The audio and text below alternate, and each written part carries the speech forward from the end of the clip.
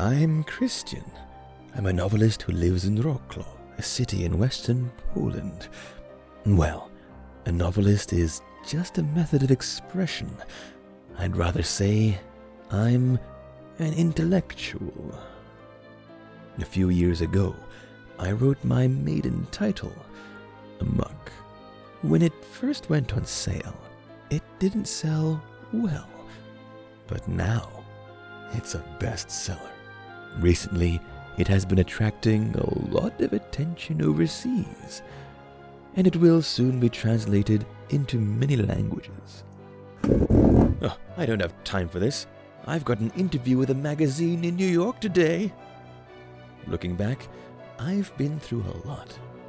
I'm a smart guy, but I haven't always had a smooth path. Christian, this was another great report. Thank you, Professor. I was a good student from an early age. I went to a prestigious local university and majored in philosophy. My grades were top of the class all the way through. You're really awesome. You're a lot smarter than any of us. That's too much.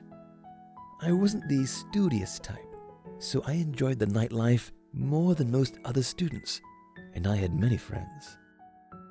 I had a good personal life, and my childhood friend Stasia and I had been in love for years. Stasia, will you marry me? I couldn't be happier. The answer, of course, is yes!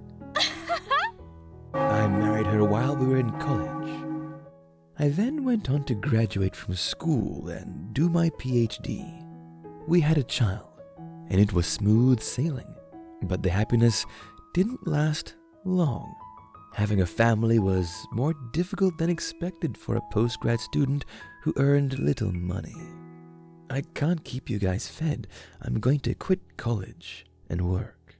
Christian, I'm sorry. I quit college and started my own company, but it wasn't for me, and after a few years, I went bankrupt. Where have you been? I went shopping. You're not having an affair, are you, bitch? Stop it! My relationship with my wife had deteriorated, and divorce was inevitable. In the midst of all of this, I acquired conclusive evidence of my estranged wife's infidelity. Shit. You made me give up my academic career to support this family, and you're cheating on me. I'll never forgive you. The man with whom she was having an affair was a man named Janisowski, who ran a small advertising agency. I can't believe you would betray me and cheat on me with this piece of shit. A dark hatred for the other man spread through me, and I decided to make a perfect plan and put it into action. Hello, Mr. Janisowski. I've got some business that you might be interested in. Can we meet and talk about it? Sure. When I offered him a windfall, he was easy to deal with. What a simpleton. I met Janisowski and pulled the trigger and knocked him to the ground. I locked him up in a place without anyone seeing us. Don't do this to me! I'm sorry. Help me! I'm not going to help you. Does it hurt? Are you suffering? Please, let me go home. I'm not doing you any favors. You can have only pain. I starved him, tortured him, and eventually tortured him to death. You should have seen the look on his face as he cried and begged me for forgiveness. Then, a few days later, I tied the lifeless man's neck and arms up with a rope and dumped him in the river. I wasn't sure if he was dead or alive, but it was inconsequential. There was no trace of me doing it. It was the perfect crime. In the end, Stasia and I got divorced. After the incident, I was wary of an open investigation and started living a life traveling around the world. It was at that time that an idea came to me. Yes, let's use this wandering time to write a novel. The subject matter is, of course, a series of events that I experienced myself, so the sense of realism is different. I named my protagonist, who is a projection of myself, Chris. I was engrossed in writing the story of how the perfect crime took the life of my girlfriend and how it was committed. I'm still a genius. Yes, it's finally done.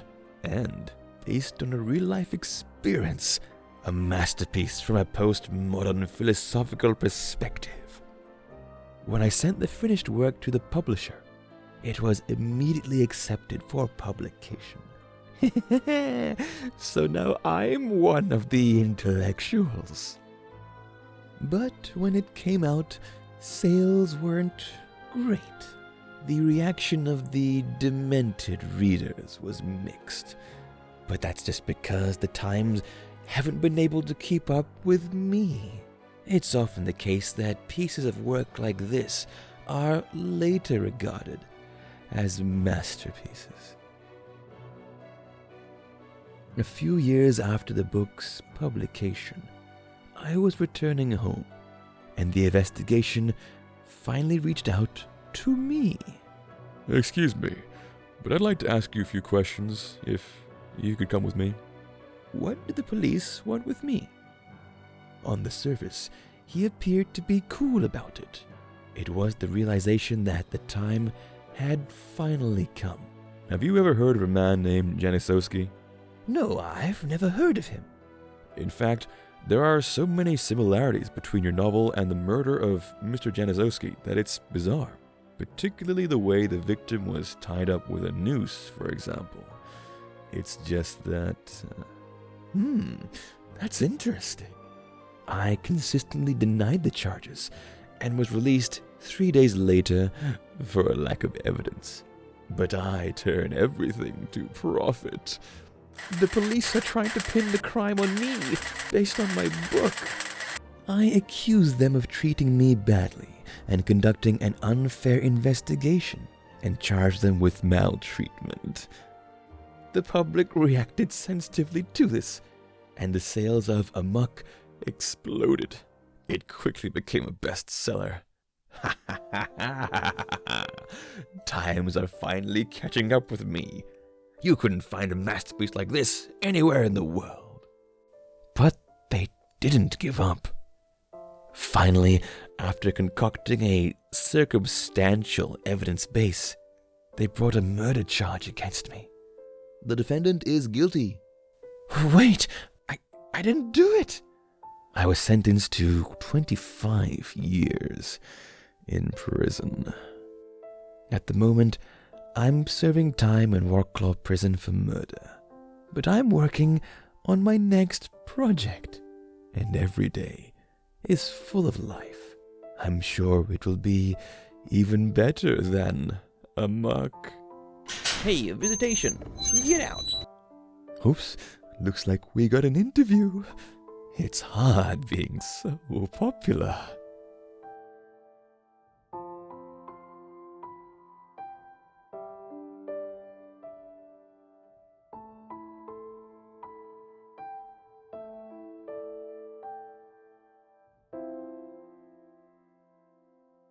Thank you for watching to the very end. Our channel produces manga stories based on mysterious real-life events around the world. If you'd like, please subscribe to our channel.